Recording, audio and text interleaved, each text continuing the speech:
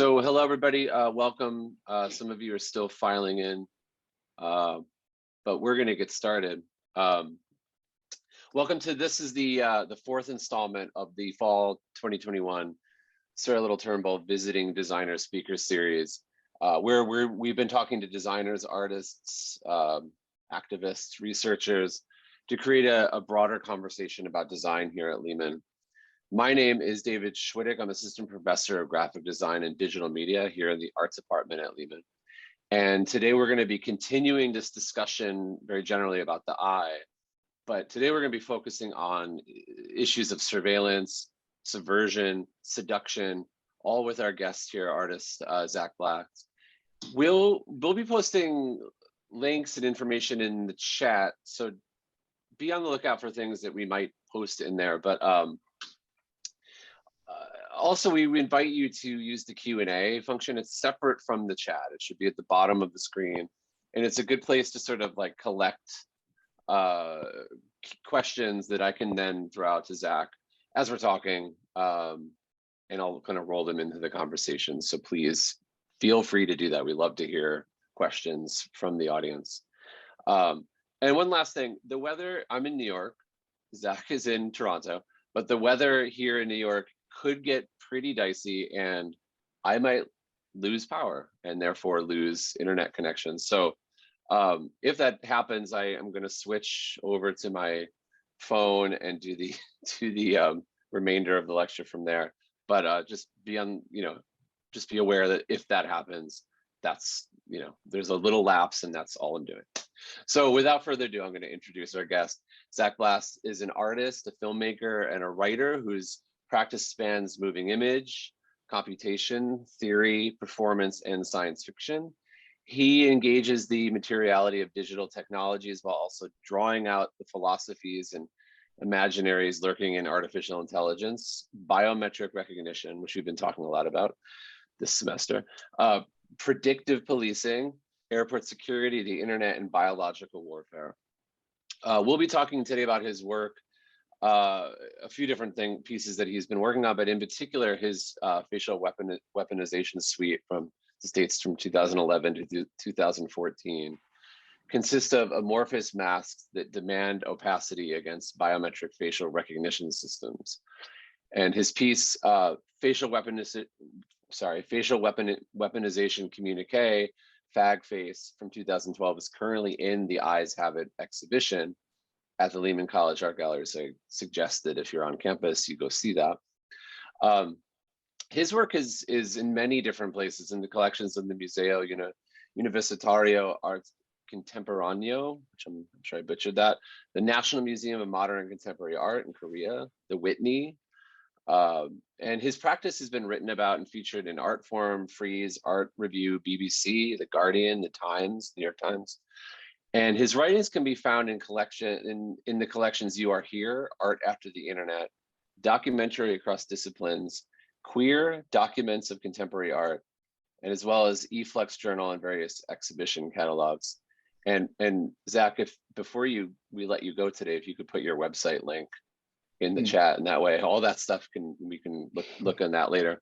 And lastly, Blas is an assistant professor of visual studies in the Daniels Faculty of Architecture, Landscape, and Design at the University of Toronto. Whew. Zach, thank you so much for being here. Really appreciate it. Why don't you talk to us about some of the things you're working on and how it's sort of in this constellation of the eye and the gaze and surveillance. Sure, my pleasure. Thank you so much, David, for having me and inviting me. I'd also like to thank Bartholomew, the curator that I worked with for the exhibition you're talking about at the art gallery there. Yeah, so I thought I would, I'm just gonna jump in and start sharing my presentation. Okay, here we go. So I'm going to specifically focus on the body of work that I've made over almost the last 10 years at this point that's specifically engaging with surveillance, particularly digital surveillance, network surveillance, algorithmic surveillance, whatever you want to call it. And I'm going to talk through 3 works that are all kind of interwoven and connected. And hopefully you'll kind of see as I move through these works, the path I was following throughout the years as I was tracing this interest in biometrics and how that changed for me. Also, since I know that you're practitioners, I've included a lot of production stills. So I'll talk, of course, about the kind of conceptual ideas that are driving the work, but I'll also take time to show give you a sense of how the work was produced, which I don't usually do in these kinds of talks, but I thought since you're probably interested in it, I might as well include it and share that with you. Just to give you a little sense of what I'm broadly interested in, I've been making work since, I guess, professionally as an artist since around 2006. And I have a broad interest in thinking about the politics of emerging digital technologies, usually from a queer perspective. I'm interested in how digital technologies are used to control and govern minoritarian populations very broadly, but I also have a strong interest in how those technologies can be used to imagine or conjure or speculate different types of alternatives. So I have a kind of dual interest. And this is some early work I made called Queer Technologies, where I was thinking about the relationships of queerness and heteronormativity and technical architectures itself, whether that's computer code or something like why electrical plug is gendered male and female based on pinhole configuration. More recent work has dealt with artificial intelligence. This was an interactive AI work I made for the Walker Art Center in 2019. I also do a lot of kind of large scale moving image work. I was originally trained as a film director, so I have a really strong interest in cinema and moving image, even though I use a lot of computational processes in my work. And this is kind of the most recent large scale work I made, which was thinking about current relationships of AI and psychedelia, microdosing on LSD in Silicon Valley and the nootropics drug industry. Okay, but I'm going to jump way back in time to this work called Facial Weaponization Suite that I started researching in 2011, didn't make the first part of it until 2012. And it was this mask making project that was based around public mask making workshops that I organized in different places around the world, around North America. And I was interested in trying to make masks that at once would provide an ability to evade or escape recognition from biometric facial recognition, but also at the same time make a kind of deeper philosophical demand about the problematics or failures of political recognition. So I'll get into that in a minute. But so what you're looking at is the first mask that I made, which I called the fag face mask. And you can see it's this kind of amorphous pink mask. And I actually started making this, I was inspired to make this mask when these scientific studies started emerging, and I began tracking them for a while. This is a report from Scientific America in 2009 that's talking about an experimental psychology study that was happening at Tufts University in 2008 that deemed that if test subjects were flashed faces almost at the subliminal threshold, they would be able to successfully identify whether a face was gay or straight.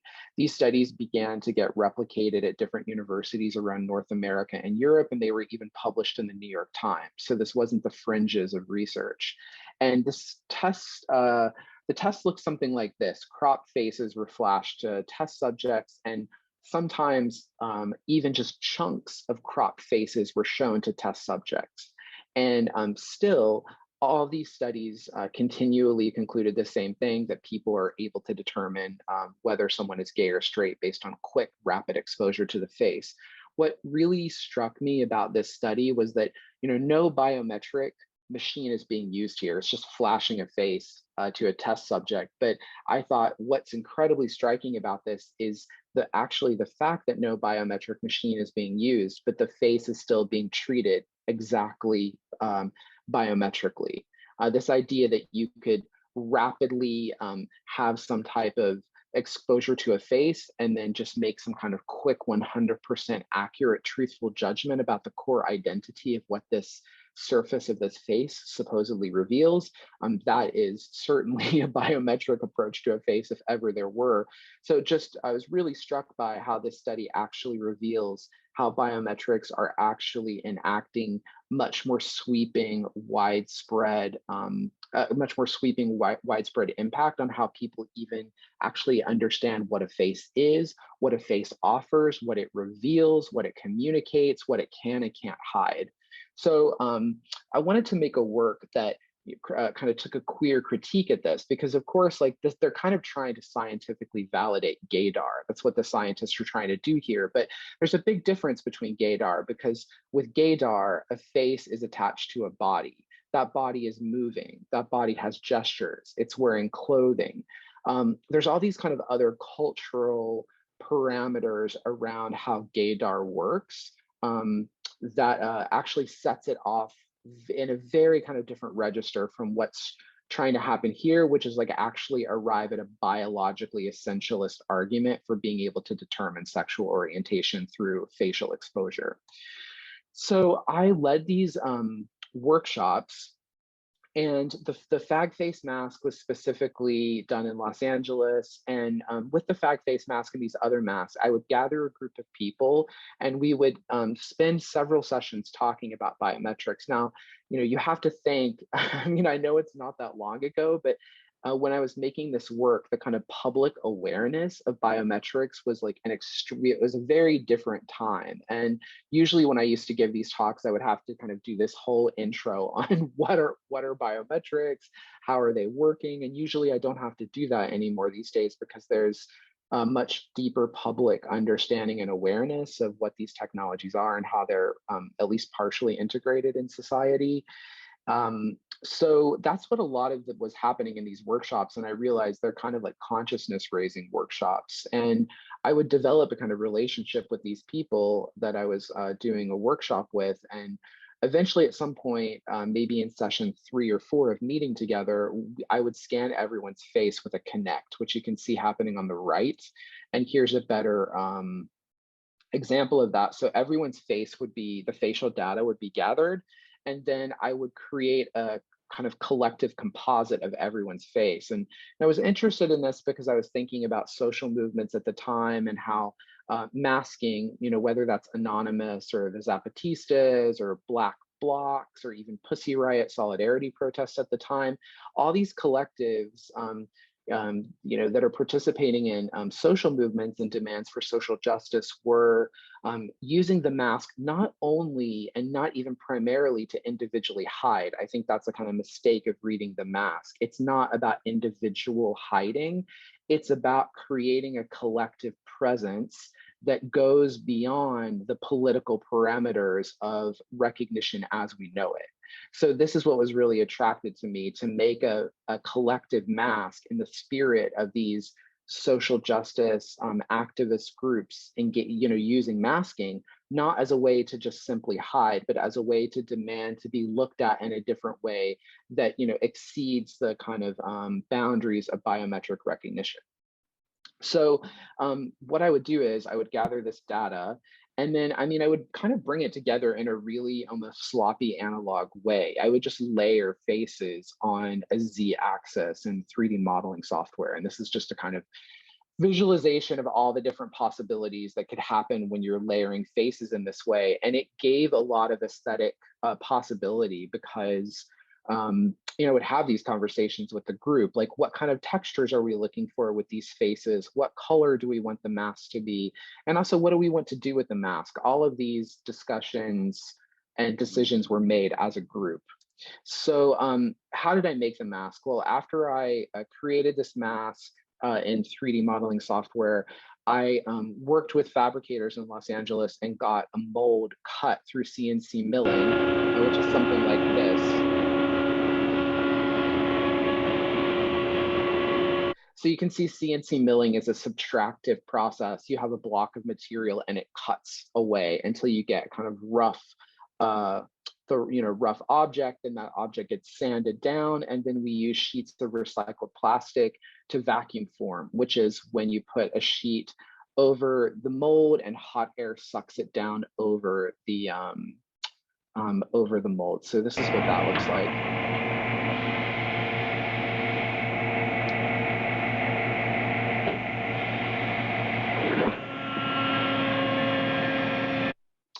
And then the masks are painted from the inside. And when they're painted from the inside, this is what allows the mask to have this kind of sheen, because you're looking at the paint through this layer of recycled plastic. And then these were sanded, and then there were a set.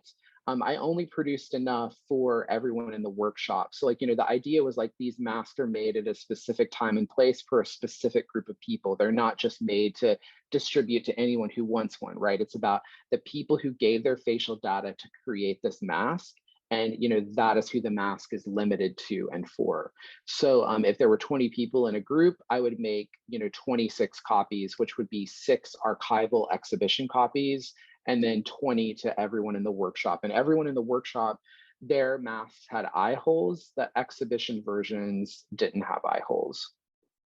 I wanted to flag this concept that was really meaningful to me during the making of this work, because at the time, and still to a degree today, conversations around surveillance always pivot on privacy and surveillance. Like that's the terminology. And actually, I'm not so taken by this dynamic. I'm not actually a big fan of the word surveillance. I think it kind of says everything and nothing. It's a rather empty word.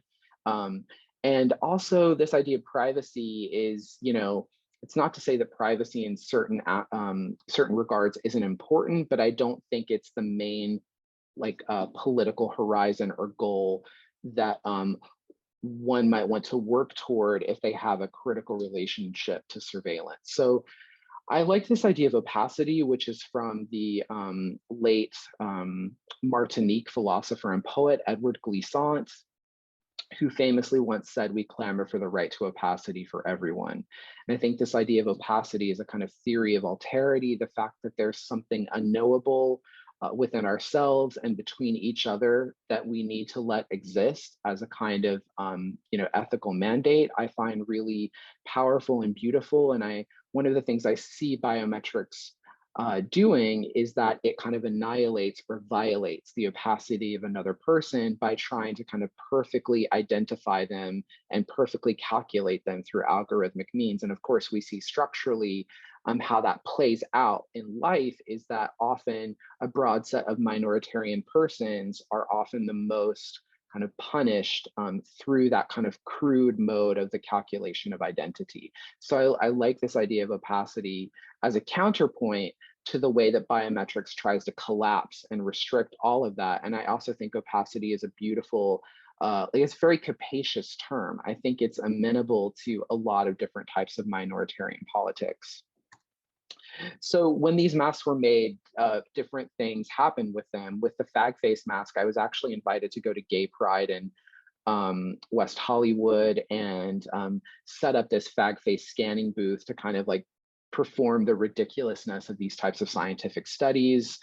In Mexico City, when I made the last masks there, we did this procession throughout large chunks of Mexico City, kind of thinking about how Mexico has a tradition of mask processions, and this was a more kind of somber activity, thinking about the relationship of the Mexico-U.S. border and biometrics, as a kind of as a primary security technology that's certainly bound to death at the border. So when the work moves into a gallery context or a museum context, this is often how it kind of manifest. There are these kind of portrait images of the various masks I made over the years with different groups of people, photographs of the actions that we did, the masks themselves, and then this video that you can see in the exhibition that kind of presents the broader, I guess, kind of conceptual context of the project. So after I made Facial Weaponization Suite, I realized that work really stayed in this kind of place of resistance and kind of trying to think about the alternative. And I wanted to make a work that actually set more squarely with kind of the political problem of biometrics and the violence of that. So I made this work called Face Cages, which looks like this. I made it with 3 other queer artists. And what we did was we scanned our faces, created, we turned basically the biometric calculations of our face into metal, and then we wore those in endurance performances for the camera. So I was always, for a long time, really obsessed just aesthetically with this type of imagery coming out of different types of biometric software, kind of real-time facial tracking, these fun, colorful, minimal diagrams that seem to just, kind of follow your face if you blink or open your mouth. And there seems to be a real kind of lightness to all of this. And I really thought that this kind of belied, actually the main reasons why biometrics are getting developed, which is for kind of policing and criminalization, surveillance. And I wanted to take this diagram, which just seems so light and easy, and actually give it some kind of political and historical weight. So the way that I kind of found my way into this was thinking about capture rather than surveillance, kind of thinking about, how do biometrics capture certain people or fail to capture certain people, and what is the violence of that? So I always like this image where you're looking at this kind of perfect heteronormative white family that's been successfully recognized. They've achieved recognition from their camera, but it's not so easy for that always to happen. This is an example I often reference of blink detection going off when someone is not blinking. So if you're thinking about this from the perspective of capture, you would ask, why did the algorithm capture this image as a blink when clearly there's not a blink happening? And then, as has been heavily reported, in recent years, what we could deduce from this is that probably the algorithm that was trained to determine whether a face blinked or not was based mostly on white faces. Same thing again, this was an image that circulated years ago of a Black person who's not detected where all the other light-skinned individuals are, including the white face on this t-shirt. And of course, like the blink detection example, it's heavily known at this point that biometrics have had a long-standing problem with detecting Black and dark-skinned faces and bodies.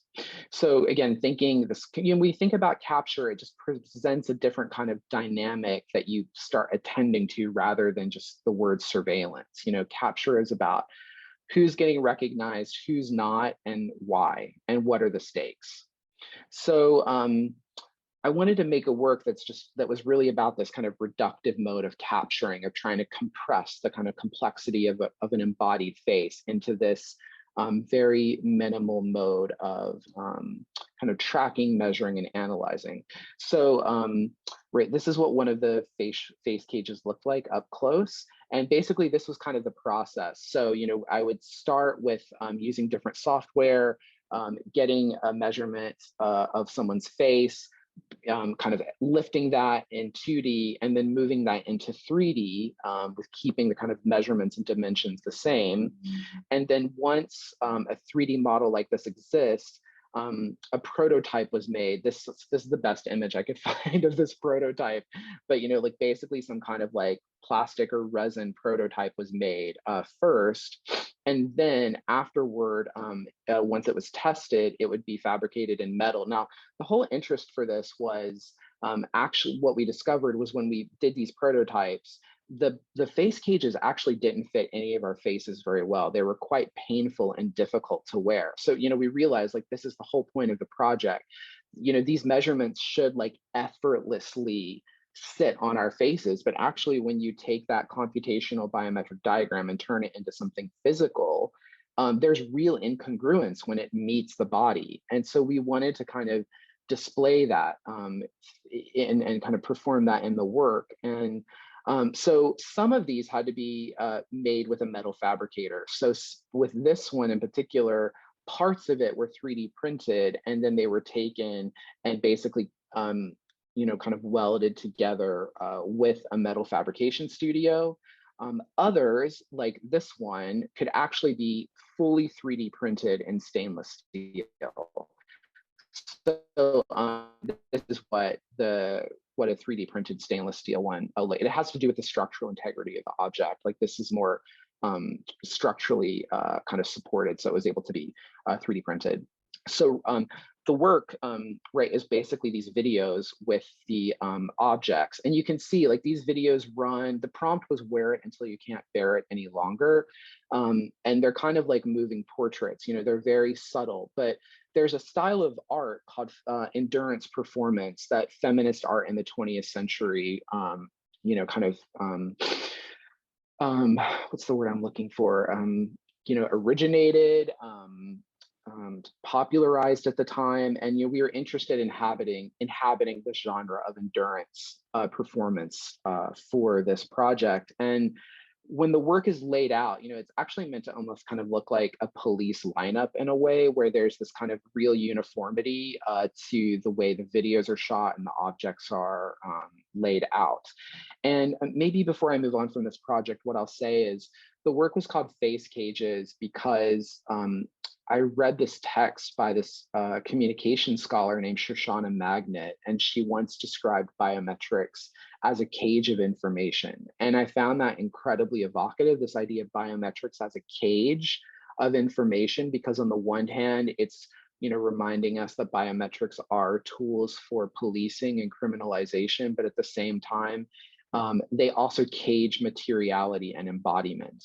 Like a biometric is an abstracted kind of frozen reading of your embodied self at a particular time and place, and it can't kind of adjust or shift as you change. As a dynamic embodied thing in time and space. So I was interested in kind of both of those. In a sense, it's a disembodied aggregate of compressed identity. Okay, so after I made those two works, a couple years later, I came back to wanting to make work around biometrics, but like from a very kind of different place. And it began with this growing interest in how I had worked with masks as kind of tools of resistance. And I started to notice how in many places around the world, masks were beginning to be used by police forces. I mean, not that they hadn't before, but there was a real kind of increase in masking up in times of kind of protest or uprisings in order to kind of protect identity. So I kind of saw this duality of masks where the protesters' masks were demanding a different kind of collective presence. The masks of security forces were actually the ones invested in individual privacy, because if they can keep their individual identity hidden, they're not going to get doxxed online, or their identity isn't going to get revealed by some activist group, for instance. So I just developed this real interest in the other side of the mask as actually a tactic of or not a tactic, but like an element within control and governance as well. And then I started thinking about other types of like, let's say relatives to biometric bodies, other ways that bodies get abstracted and reduced in security and surveillance today, which led me to this body scanner, which is kind of the default body scanner that's used in most Western countries, in Europe and North America today, which is called the ProVision 2. And I had an encounter with the ProVision 2 that really struck me in Frankfurt, Germany once, where I was waiting in line to go through this machine, and there was a security video playing on all the monitors. And I'll just play this video for you really quickly so you can kind of see this relationship between the security video playing and this machine. And yes, strangely, I can share this video with you because the Frankfurt airport, for some strange reason, put it on Vimeo.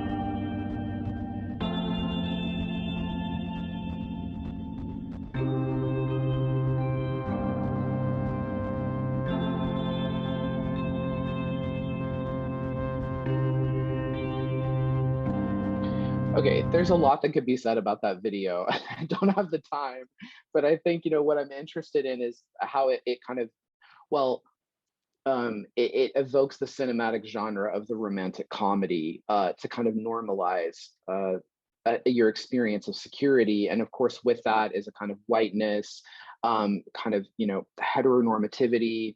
And so I'm thinking about that genre that you're getting exposed to in relationship to this machine and the other bodies that you encounter in this experience that are within the machine, which is this interface. So the interface on this machine looks like this. And basically, you can see it's a very simple interface. It's highly gendered. Baby blue or baby pink buttons are the only options here. Notice, of course, there's no button for race, although we know racial profiling is a huge element of what happens during these airport screening experiences. And the company that manufactured this machine calls this body a generic mannequin. That's the corporate term for this figure, which I became really obsessed with. And I started thinking about the generic mannequin as like the cousin to, a biometric scan or something. And, what happens here is your body is subjected to a light amount of radiation. And then if any kind of anomalies are detected, they light up. So this is called an image-free mode of kind of analyzing and detecting the body, because there's not like a photographic representation of your body. It's being filtered through this generic mannequin template. And I just started thinking about this generic mannequin existing within this genre of romantic comedy within the context of the airport. And different things started coming to mind. So I actually started thinking a lot about sex dungeons and how the sex dungeons around a kind of consent, submission, dominance, submission, a lot of kind of elements around BDSM sex dungeons, I started to think have weirdly been appropriated, whether knowingly or not, by the kind of airport security experience. And then I also started thinking, okay, if this is like the kind of the like, what I'm thinking of is like the political unconscious of the space of airport security, then the other thing I started thinking about, well, what is the appropriate genre? It's not romantic comedy. I'm going to show a slightly gory image right now, just so everyone knows. I actually thought the genre is actually body horror, the genre of body horror cinema. And I became really interested in body horror and thinking about there is a body horror that's happening in airport security between real bodies and these abstracted by digital bodies. And I was more interested in the digital bodies and thinking about there is a kind of digital body horror happening here. Now, body horror cinema from the 80s is, very gory, and it's about like guts flowing out of embodied things. But like this digital body horror is the complete opposite, because these bodies don't scream, they don't make sounds. You could cut them open, nothing is going to happen because there's nothing there. So I was really interested in thinking about like how to make a work that actually is inhabiting that genre. And then, as I was thinking through all of this, I read this book by this scholar, Bernard Harcourt, who makes this argument that we're living in an expository society today, and that society, one of the main dynamics of this society is willful exposure, which was really what I was trying to kind of get at. I realized with this work was thinking about why is it when we know that we're being surveilled or information is being aggregated on us, we've developed this kind of attitude where we don't really care and just do it anyway. And I think what's interesting about airport security is that it holds kind of different poles together, where there are those that might not care and even be titillated by the kind of experience of submitting to security. But then on the other hand, there are those that are like dramatically forced to do so, right? Because of course there's duty free in the airport, but we all know there's all these spaces in the airport that we don't see, where different types of dynamics are playing out that are much more kind of forceful. So I was interested in how this space holds that together, and how the generic mannequin figure can be this really troubling universal symbol for being human in times of global security and surveillance. So sorry, I know I'm running a little bit behind. I'll just take about like 5 more minutes to get through this project. No worries, no worries. Okay, so I made this work called Sanctum, and it, was kind of amazing because I'd been thinking about all of this, and then I just suddenly got this invitation from this public art institution in Spain called Matadero Madrid to make a work in this huge, enormous space. Matadero is almost the size of like a college campus. It's absolutely like there's tons of different spaces, and I was really attracted to it because it used to be a slaughterhouse. And the kind of large space that visual artists are given to work with is called Abierto para Blas, and it is the former refrigeration unit of the slaughterhouse. So, with my interest in body horror, I thought like this is such a weird space because it's almost like this ghostly analog database of this old refrigeration unit, and kind of thinking about what I wanted to do with the work. So this is what Matadero looks like at night. I thought I would show you because as I get into Sanctum, there's like a weird, unexpected congruence with that work and just like how Matadero lights itself up at night. So I made this work. This was what the kind of the outside walking around Matadero looks like. And you can see I work with this figure of the generic mannequin. It's on the poster here for the work. And then you come inside this really big space. And I'm just going to play this. This is a documentation video. It's about 3 minutes long. Give you a kind of sense of the scope of the work where there's this space, there's this kind of mask figure that's Janus faced, that's kind of watching everything. And then there are these different spaces where the generic mannequin is being subjected to basically something that is indeterminate between sex and torture. You don't know what it is. And the space is meant to feel like kind of a dance hall, a detention center, a weapons factory, and a religious temple. There's like lots of different kinds of spatial dynamics collapsing in. So when you hear the music, just know it was a really big part of it. The music was kind of pounding in this space. It was meant to feel kind of have like, yeah, like a sex dungeon kind of nightclub vibe with the music.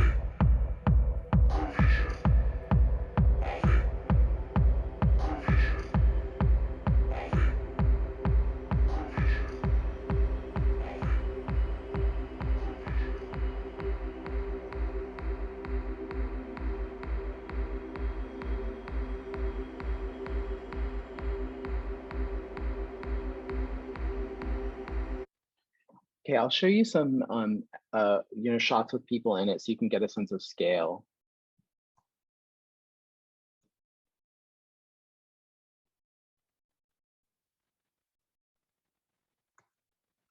Then I thought I'd say a little bit just about the fabrication process. So I worked with a fabrication company in Spain, and basically, we had to, it was required kind of industrial fabrication here to produce these metal structures. And this is what that looked like when we were building structures, testing, how they're going to interact and work with monitors. And I thought, you might even find this funny, just how this process can sometimes start, where I remember one of the first times I had the idea for this was on a plane, and I just found a sheet of paper and, drew this like incredibly rudimentary drawing of this structure. But like, actually, often that's all it takes to start this process, because then you take something like that, then you create architectural blueprints, fabrication documents, which, I mean, this is pretty simple mock-up for that process. And then you start working with a fabrication group to produce this. So this was making the tower, testing the kind of monitor configurations, how that's all going to work. And then installation was a really complicated process, because as you can see, this space is like absolutely enormous. And I would say there's probably 15 people in this space every day for 4 days from like 9 to 5 to get something like this set up, because it just takes so much time to kind of get actually all the media kind of working correctly with kind of the various physical things that have to be done. Okay, I could stop. I have a walkthrough of the installation I could play that's about 2 minutes long. Up to you. Well, I have some thoughts just about this one piece. First of all, I just want to say how your work's incredible. That should just be first and foremost. But I like how you showed the sketch, and like it's like a rudimentary sketch, and it's Yes. just so. And anybody were to see that other than you, if it was like left on the plane, would just think, oh, this is garbage, right? And Yeah. throw it in the garbage, right? But it's, I find sketching is totally, it's a must. Like I can't do anything unless I have a really rudimentary, crappy sketch that works Yeah. out it has to work out the idea first. So I'm just Yeah, turning off exactly. the. And I'm not trained in those, and I'm not that great at those kinds of that kind of art making of actually, hand drawing in an artful way. But I don't even care. That's not what it's about. It's I actually really like drawing everything out first. Yeah. And sometimes it happens in a kind of unexpected way, and I just grab a sheet of paper. Sometimes it's a little bit more thoughtful, but I need to start. There's just a certain kind of quickness and freeness that I experience with hand drawing Yeah. before I move to the computer. I have to say, like working with students, it is like an uphill battle getting them to sketch. Many just go right to Cinema 4D or Illustrator or whatever software du jour they're using, and there's just so many other things that can be thought out on paper very quickly and very inexpensively.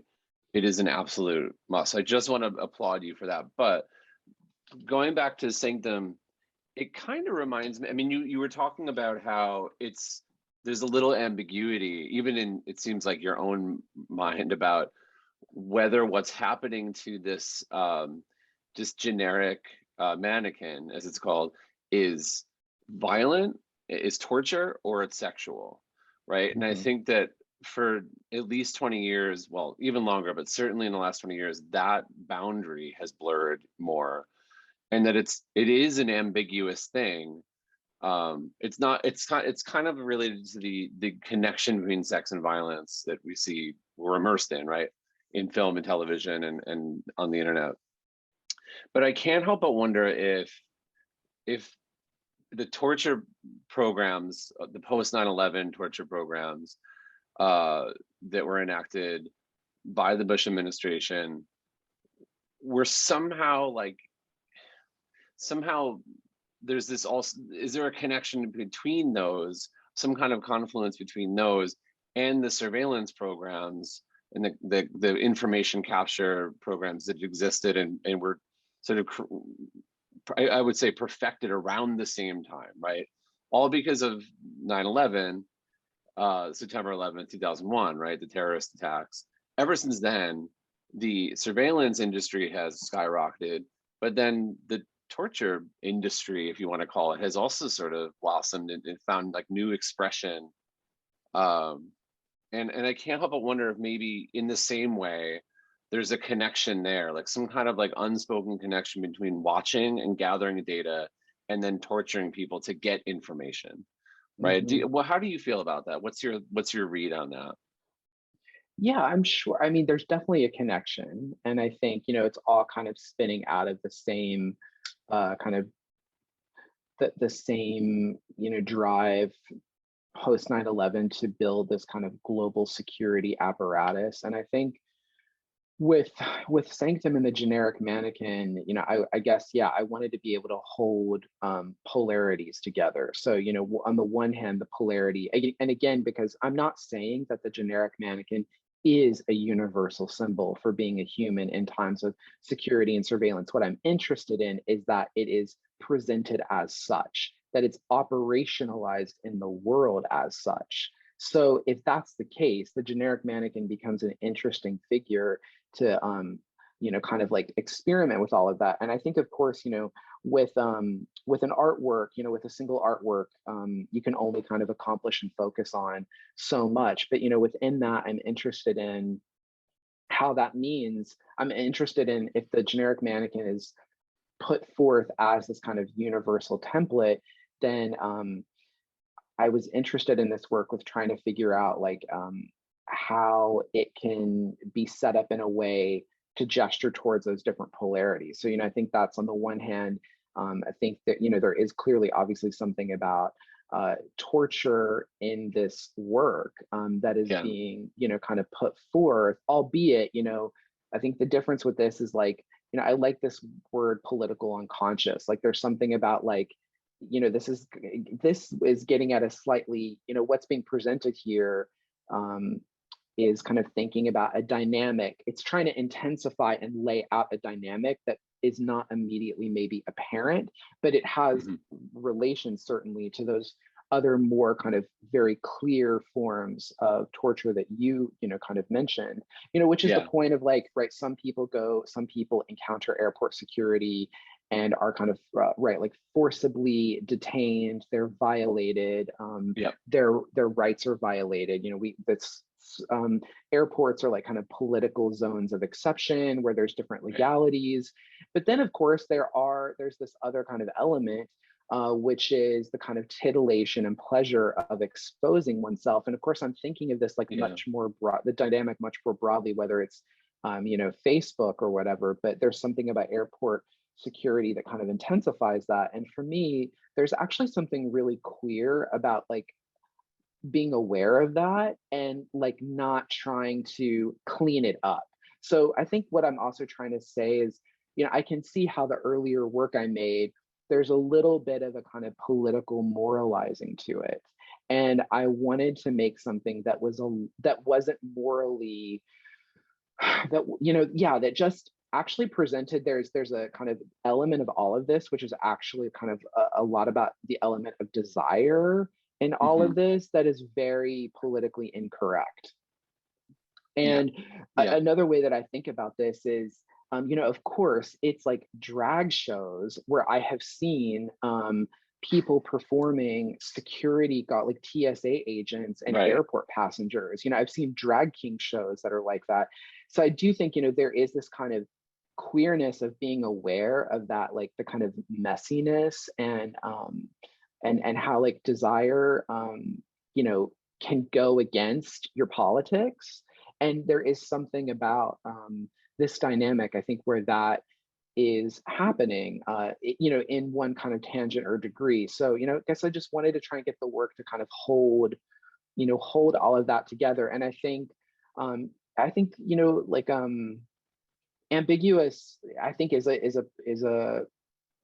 it's a good word to throw out because I think you can see this work is different than the other work where I'm trying yeah, to Yeah, lay out a kind of power dynamic without maybe offering a solution. And I think, the thing right. with that too is, um, I've had my own kind of reckoning with that kind of work as an artist, where I also think, you have to acknowledge the real limitations of, if you're creating like a political tool, about, like actually, how effective is that? What are the limitations of that? And, is it like a more conceptual gesture, which is completely fine.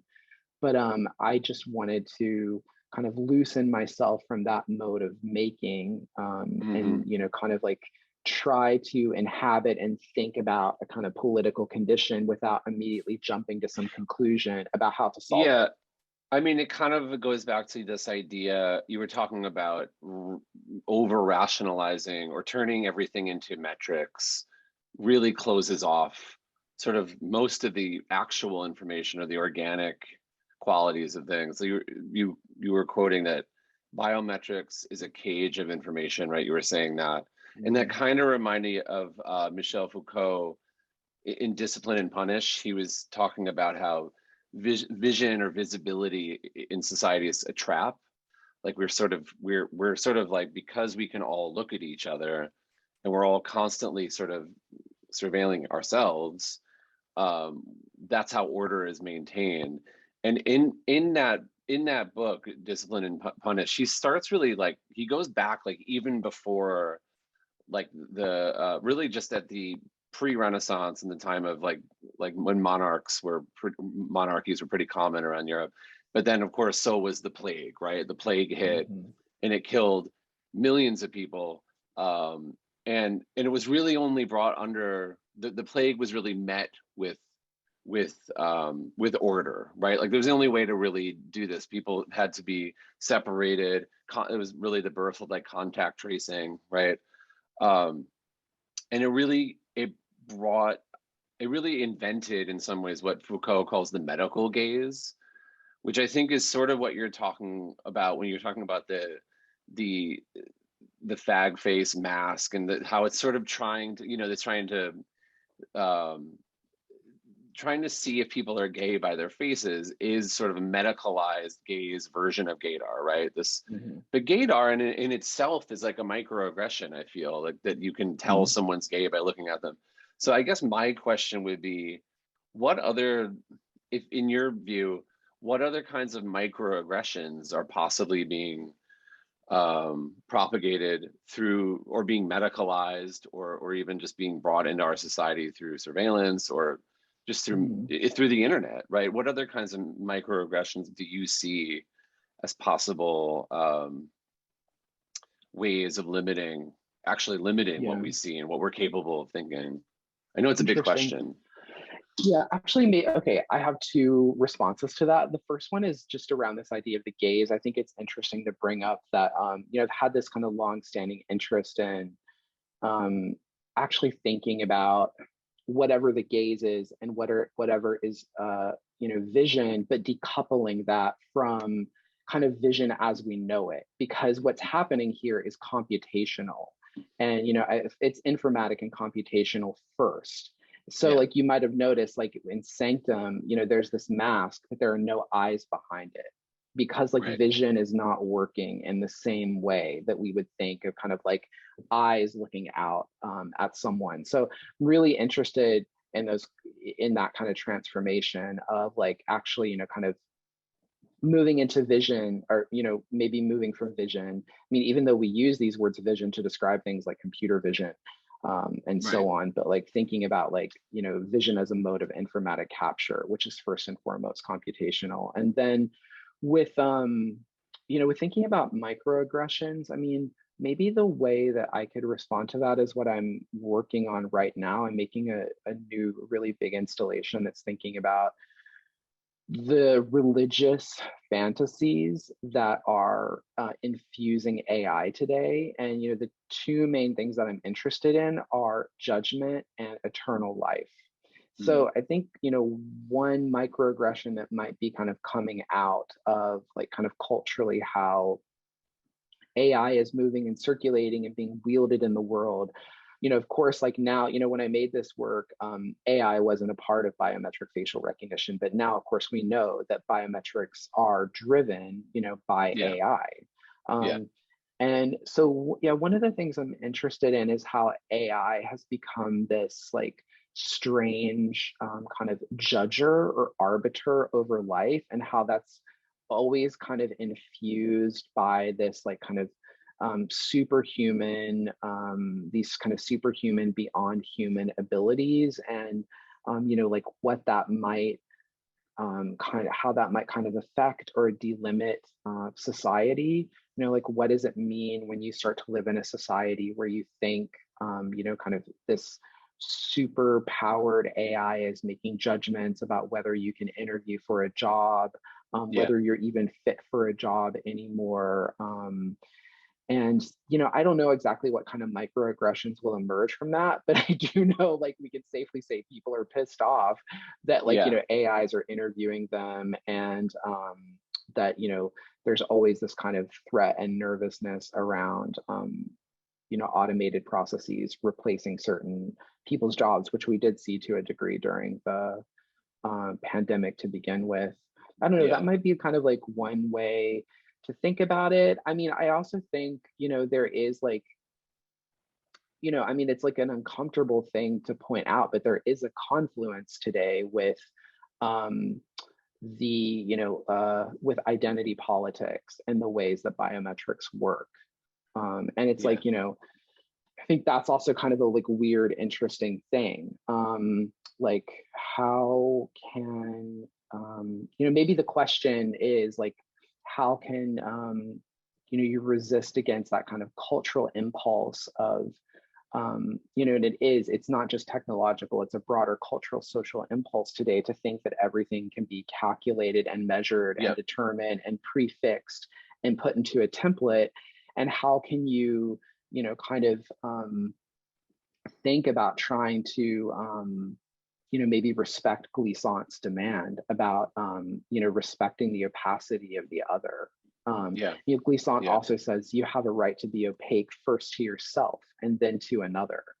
So that, it's not only that opacity for Glissant is this ethical mandate of the relationality with others, but it's also how you understand yourself. And It's also like that's, the right, it's linked to the right to be forgotten too, right? Like all our information is being collected. Sometimes, I mean, legally it's not against our will because we have to sign off on and user license agreements and whatnot in order to participate in the society in many ways. But we should have a right, and in some countries they do have a right for that information to be expunged at any time. And it's similar, from in my mind, that's similar to being opaque, having a right to be opaque or somehow hidden and not completely seen. So it's like a weird yeah, that dynamic makes we're in. sense. I mean, I my entire PhD dissertation, it was called informatic opacity. So it was thinking about those kinds of things, like how does what happens when there's this proliferation of data that is connected to who you are and your identity and your behaviors and your life, but it's disembodied from you, right? Biometrics being one of them, biometric data being one of them, kind of swirling around out there. And what, like, how can one engage in a struggle for opacity in that terrain, on that kind of front, which is, it's in part, of course, it's definitely about kind of storage, access, right to how that is kind of controlled, managed, and kept. It's also about, how you're seen, calculated, measured, all this kind of stuff. And then I think what's interesting about that is it creates like maybe different kind of levels or scales of opacity, because a human could kind of I don't know, respect or appreciate your opacity, but then maybe a machine is looking at you at the same time, and it's not doing that, and there would be like different ways that you would have to kind of approach how the human is engaging with you versus how the machine is, because they're looking at you in different ways. That's fascinating. Unfortunately, we've run out of time. Okay. I feel like there's It went really 7 other, fast. yeah, it really did. There's 7, 10, 8 other things that I want to talk about, but thank you so much, Zach, Yeah, for thanks. It was a being here. pleasure. It was amazing. Thank you everybody for attending. Thank you to the Sara Turnbull Foundation for funding this. This has been great. And join us next week when we start talking about the eye, not in the sense of surveillance or capture or machine language or AI, but the actual physical eyeball that's in our heads from totally different angles. So thank you everybody, and everybody have a good day, okay? And luckily the weather holds. Hopefully there was no power outages. Hopefully this is what the rest of the day looks like. My fingers are crossed. All right. Thank you, Great. Yeah, everybody. take care. Thanks, everyone. Bye-bye. Goodbye.